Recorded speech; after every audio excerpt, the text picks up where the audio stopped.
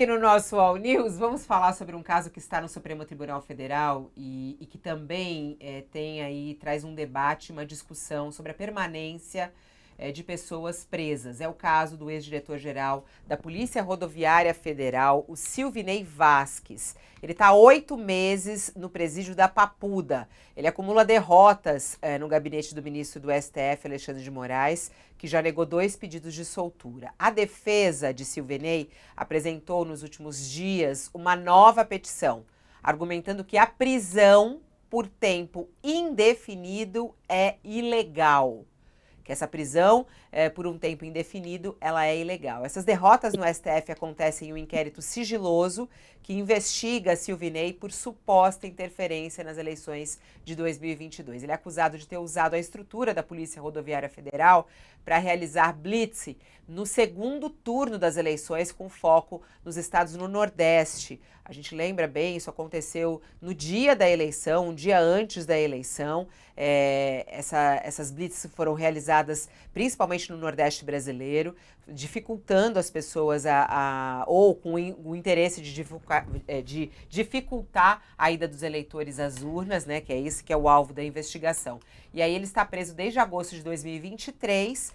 Passou por um período de depressão na Papuda, depois de ser preso, perdeu mais de 10 quilos, segundo a defesa dele. Ele tem doença celíaca, passou a ter problemas de saúde também, e até o trocaram ali de setor no presídio para ele ficar mais próximo de consultórios médicos e também de psicologia.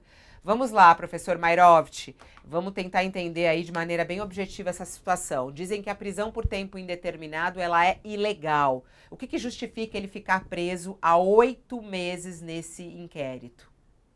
Olha, a prisão temporária, ela se baseia constitucionalmente no princípio da necessidade. Enquanto ela for necessária para garantia da ordem pública, conveniência da instrução, ela pode ser prorrogada. Mas existe, evidentemente, um tempo, porque senão ela passa a ser uma antecipação de condenação. Antecipação de condenação. Esse tempo é aberto, porque às vezes há muita necessidade e às vezes a quantidade de recursos usados por aquele que está preso preventivamente é que está fazendo com que as coisas não fluam adequadamente, não tem uma fluência adequada. Com relação a esse episódio dele, foi gravíssimo, muito grave, mas a gravidade por si só não autoriza a prisão preventiva. Foi um episódio grave, gravíssimo contra a democracia. Agora, o que está pegando, Fabiola, é o seguinte, que parece, pelo menos é o que das decisões, do que a gente nota, é que ele ainda tem influência na corporação. E isso seria a necessidade de se manter a custódia, a prisão dele. Então, é o princípio da necessidade. Agora, prisão provisória, em tese, por 8 meses é um exagero. E por falando em exagero, já já nós vamos ter o problema do Cid, porque o Mauro Cid, porque já está aparecendo, já se está falando, e tem sim um fundamento que ele está preso para mostrar que ele não vai sair e vai tentar rescindir ou tentar jogar lama na delação premiada que ele fez. A questão é que esses processos correm, né, em sigilo e aí não há uma transparência sobre essa permanência, como o senhor mesmo está falando, da necessidade de ele permanecer preso diante da influência que ele ainda exerce na Polícia Rodoviária Federal. No entanto, né, Thales, o que a gente vê é a repercussão política disso e o quanto eles usam esses casos para falar sobre a injustiça e a perseguição, né? Como lidar com isso, hein, ô Thales? Do meu ponto de vista, esse cidadão merecia estar preso, ser julgado e condenado e preso. Mas esse tempo exagerado, ele ultrapassa, no meu ponto de vista, o limite do Estado de Direito. Quer dizer, temos uma situação de falta de transparência em que o sujeito é mantido por tempo indeterminado, como ocorreu com a Lava Jato, como ocorreu com o Sérgio Moro. Então, não podemos permitir que o ministro Alexandre de Moraes se torne um novo Sérgio Moro. Isso é preciso ficar claro. Esse tipo de prisão por tempo indeterminado, isso é complicado, é muito complicado para o Estado de Direito, do meu ponto de vista. Então, eu acho que está na hora de se julgar a todas as condições de levar esse cidadão ao julgamento. Por que não se leva? Todas as condições, o que ele fez lá nas estradas do Nordeste, estava na cara que ele impediu o livre trânsito das pessoas durante a eleição, estava na cara, não precisa muito mais. Então, esse cidadão já tinha que estar sendo julgado. Agora, não se julga e se mantém uma prisão por tempo indeterminado, sem nenhuma transparência. E nós ficamos sem saber, peraí, esse cidadão ele merece a força dura da lei, mas também nós, cidadãos, merecemos o Estado democrático de direito. E você, Josias, como é que você analisa essa permanência da prisão do ex-chefe da da Polícia Rodoviária Federal, 8 meses preso, a defesa dele dizendo que essa prisão com tempo indeterminado ela é ilegal e dentro do que eles falam, né, de uma perseguição aos bolsonaristas.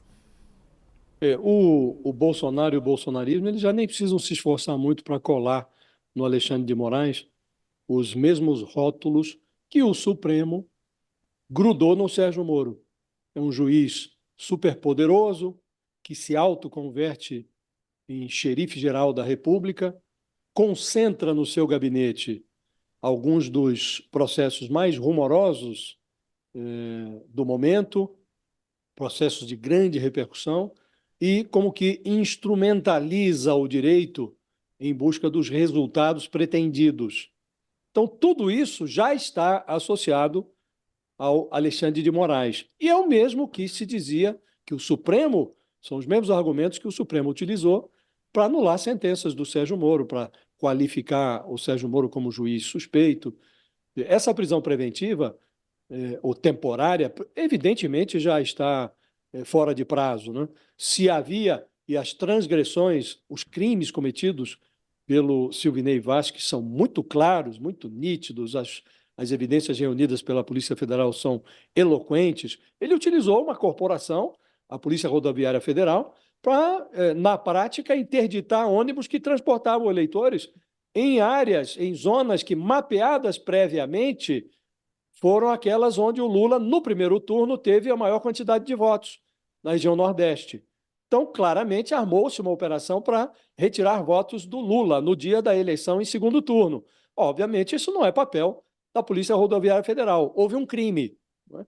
E esse crime está sendo apurado e, oportunamente, será denunciado e julgado. Agora, não se justifica a prisão porque a lei não permite a antecipação da pena. É preciso que alguém seja condenado para ficar preso indefinidamente. E lá na Operação Lava Jato, os ministros condenavam muito o que chamaram, sobretudo, o Gilmar Mendes chamava as prisões alongadas da Força Tarefa de Curitiba. Aqui também me parece uma prisão muito alongada. E o Alexandre de Moraes já se associa a ele a tática de manusear a prisão para obter delação, porque aconteceu com o Mauro Cid. Ficou preso durante 4 meses e foi solto depois de se tornar um delator. A impressão que passa é de que o Alexandre de Moraes está querendo produzir um novo delator. Por isso, mantém indefinidamente esse Silvinei Vasquez na cadeia. Agora, não me parece razoável. Esse prazo realmente está muito fora dos padrões, né? E há outras evidências de que o ministro está se candidatando ao questionamento que é feito em relação a ele. Então, tem lá os processos todos concentrados nas mãos deles, na gênese dessa concentração.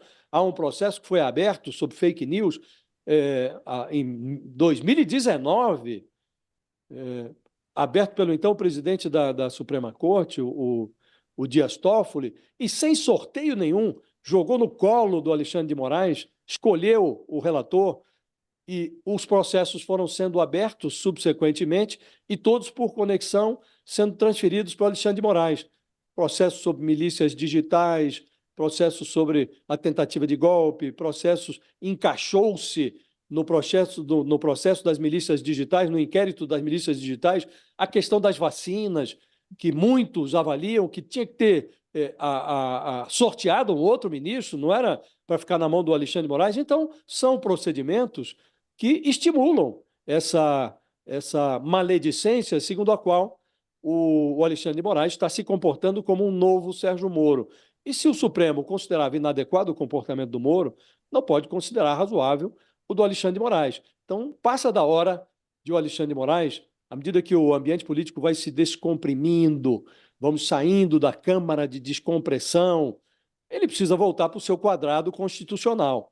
Não dá para atuar eternamente como um ministro extraordinário, um xerife geral. É preciso tirar a estrela da toga e se portar como um ministro que dignifique a atuação do Supremo Tribunal Federal, levando todos esses processos a julgamento e dando aos investigados atribuindo aos investigados as respectivas condenações. É isso que a sociedade brasileira espera. Bolsonaro condenado, o alto comando do golpe condenado, esse Silvinei Vasquez condenado, o próprio Mauro Cid, condenado também, a despeito da delação. Pode até se dar a ele uma atenuação da pena, mas não se pode dar a ele imunidade. Então é preciso levar, assim como cabe ao Supremo abrir inquéritos, Fabíola, também cabe ao Supremo encerrar inquéritos, transformá-los em ações penais e julgá-los. É preciso abrir o inquérito, mas é preciso transformá-lo em ação penal e julgar, encerrar as questões. Falando em questões Fabíola, Fala, professor. Já que se tocou em inquérito, vamos à lei. O que diz sobre prazo de duração de inquérito no Código de Processo Penal? Diz que, em se tratando de indiciado preso, que é o caso do Sidney, o prazo para conclusão da investigação é de 30 dias, cabendo prorrogações desde que razoáveis. 30 dias, prazo para conclusão. E, se tratando de indiciado solto, o prazo é de 90 dias. O Alexandre de Moraes cumpre algum desses prazos? Tá aí. Cutucão do professor Mairovich. Queria aproveitar